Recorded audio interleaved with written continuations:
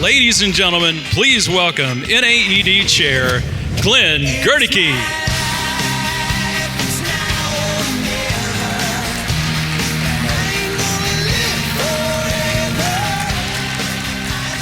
Good morning, everyone, and welcome to the City of Lights and Extended Entertainment. And welcome to the South Central Regional Conference. We're happy you could join us here in Las Vegas. I do have one correction to the video you just saw. Unfortunately, for an Auburn fan, Alabama won a championship this year. So I have got to live with that for another year, but that's just 1 year. So every year as chair, we typically stand before you and we talk about the benefits of NAED and what they have to offer. And for many of us sitting in the audience, those options are pretty vital for our businesses. However, this year, I'd like to change the game a little bit and do something a little bit different. I'm going to ask you to reach out to the NAED staff that's here locally, and they'll be happy to answer your questions about benefits that are offered to all size distributors that are sitting in the room today. And they'll be glad to fill you in on all those benefits. When I was asked to consider to become your NAED chair, it was both an honor for me and a privilege. But it also brought questions in my mind. How is Glenn Goedecke going to contribute to this incredible association and move it to a different level completely?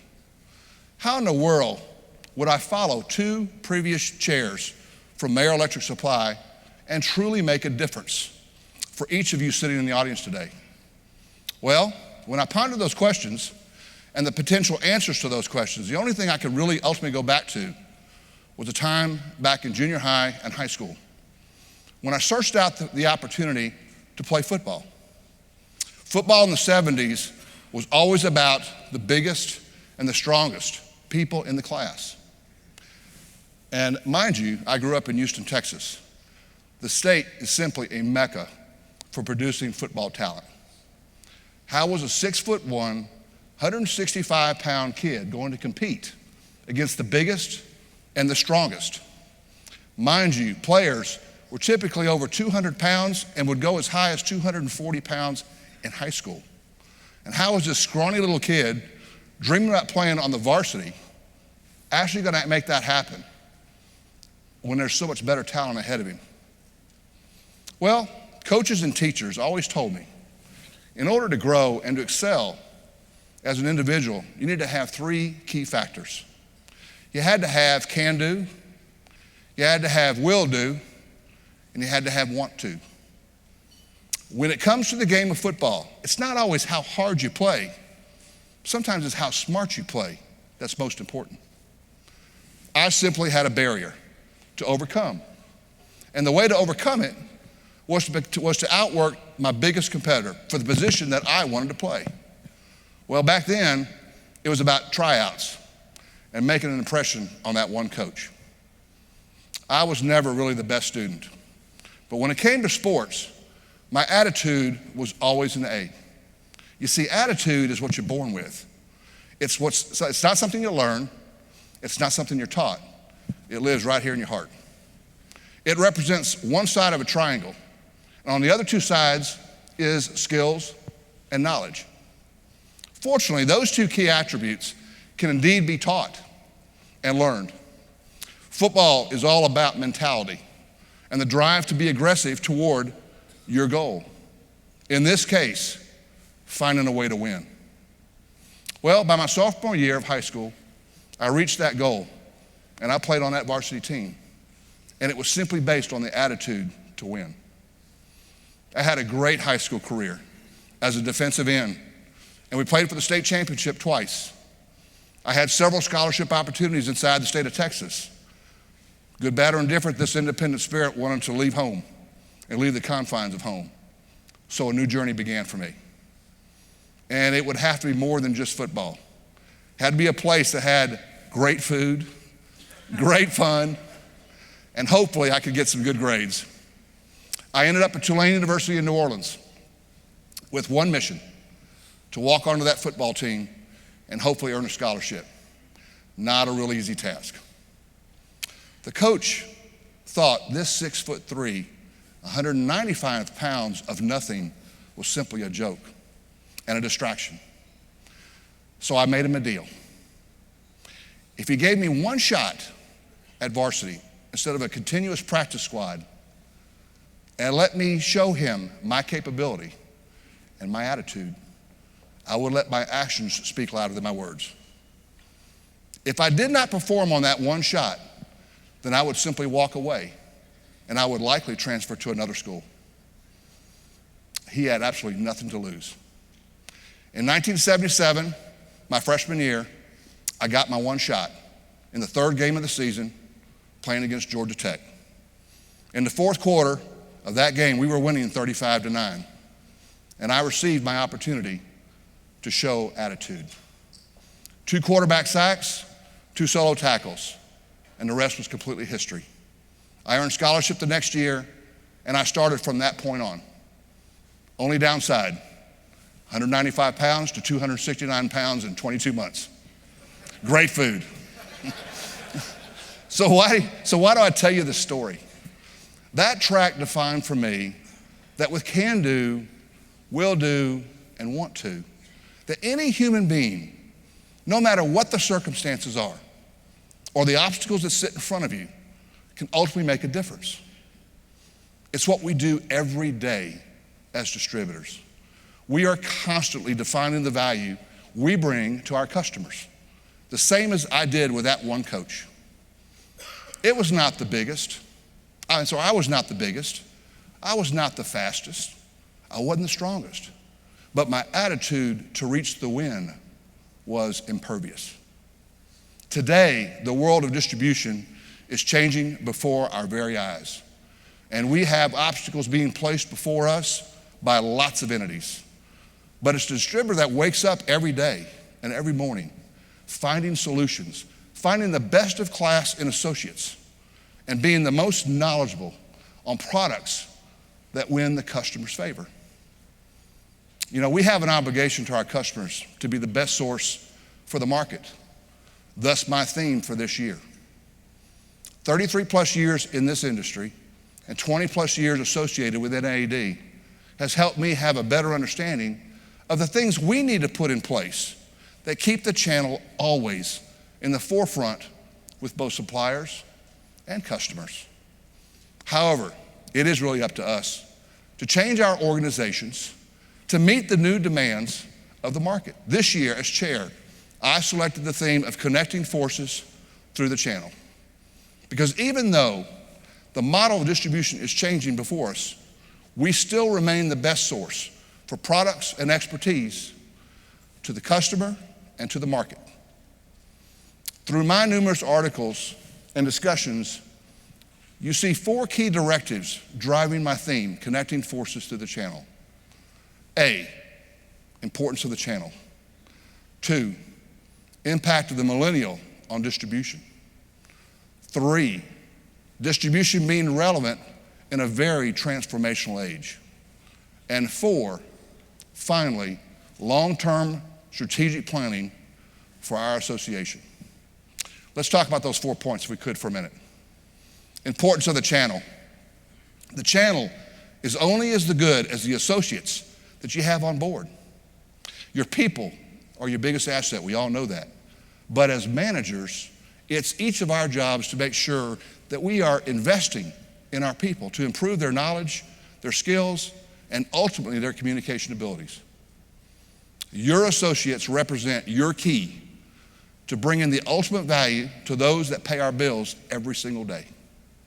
Distribution today shares more than 5,000 branches across the country, and we as owners and managers must constantly prove value, provide ethics, and perform with nothing less than integrity our customers demanded. Our industry has been built on the foundation of those relationships we have with our customers.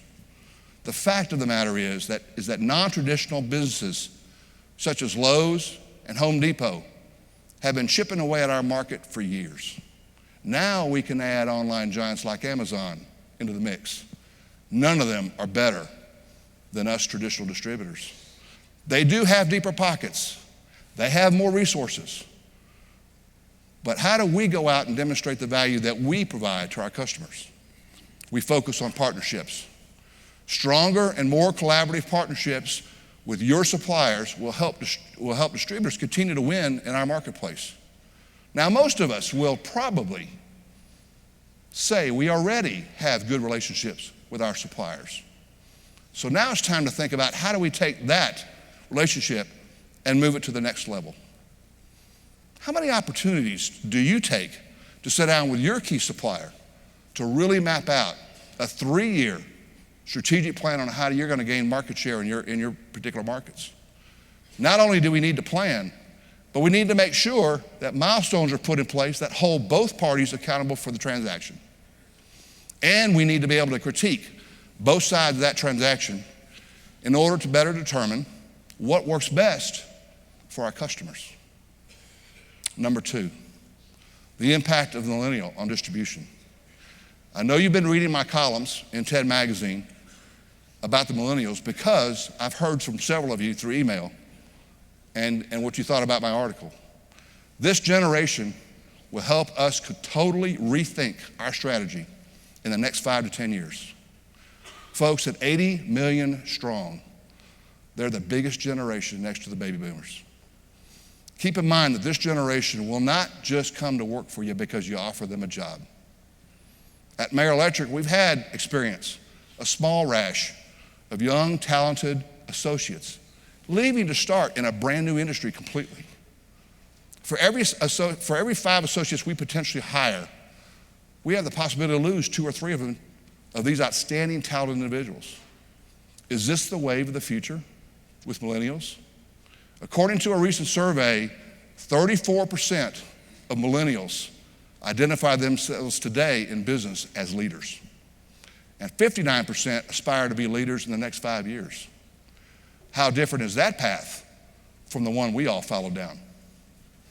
We're going to have to take a really hard look at how we conduct our day-to-day business if we intend to keep these associates. You know, only time will tell what the millennial leaders' most significant impact will be on the workforce. But there are plenty of reasons to be positive about the future. They will define success in their careers with flexibility, creativity, entrepreneurship, and innovation. New opportunities will be the name of the game for these new pioneers. Number 3, being relevant in a very transformational age. Going hand in hand with the millennials is how the current generation stays relevant in an ever-changing, ever-evolving environment. Differentiation in the marketplace is characterized by innovation and is measured by the value that it brings. Creating the right culture in your business for innovation is absolutely crucial because innovation will only thrive in an environment where value and innovation is encouraged. Certainly, technology is a huge creator of value and a driver of competitive advantage. Mobile technology is one example of this. But some crucial innovations have little to do with new technology. In the past 20 years, there have been companies that have mastered the art of innovation and business model of innovation. Think about Netflix. Think about LinkedIn. Think about Uber. These are all fantastic examples. And it's something we need to be looking at as distributors. And the final point to discuss is also about long-term strategic planning for our association. You know, with the changes occurring in distribution, line consolidation is across the industry. And the new players entering the realm of our world, NAED needs to be looking forward 3, 5, and even 10 years and determining what values our association needs to be providing you to the distributors of the future. The board has formalized an ongoing strategic planning process and has created a small team of industry leaders, some sit in the room today, committed to doing deep dives into critical industry issues and develop a plan to address to the board. Their work will provide Tom Neighbor and the NAED board the background they need to have a data-driven discussion, measurement, and future considerations. which will ultimately be presented in an annually reviewed strategic document. Your NAED board will have their first review of that plan come this May at the national meeting. Well, as you can hear, it's been a really active year, and we have lots of work being completed and still to be completed. It's an exciting time to be a part of our industry, and I am absolutely thrilled and honored to be able to give back by serving as your chair for this year.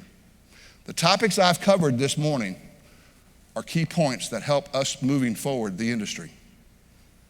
The channel is vital to today's market, but more importantly, it's going to continue to be vital in tomorrow's market.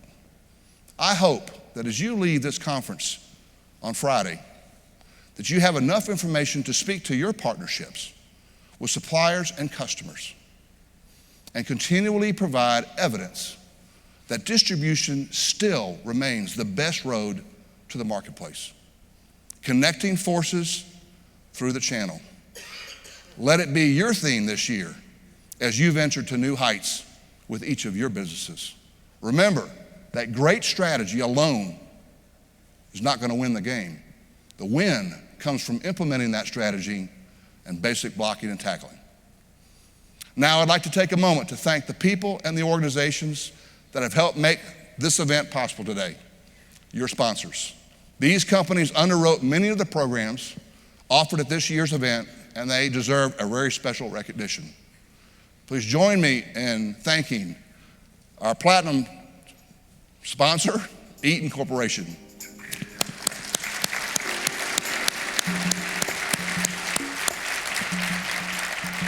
Our gold sponsors, Data Agility, Epicor, Forest Lighting, Ideal, Legrand, Pan Pro, Savant's Enterprise, Service Wire, Siemens Industries Incorporated, Square D by Schneider Electric, TCP, and Thomas & Betts. And our silver sponsors are Animet Electrical, Delta Products, GE Industrial Solutions, Millbank, Southwire Tool and Equipment, and finally Unilog. I'd also like to thank Rab Lighting for hosting the reception on Tuesday evening. Please join me in giving these folks an applause.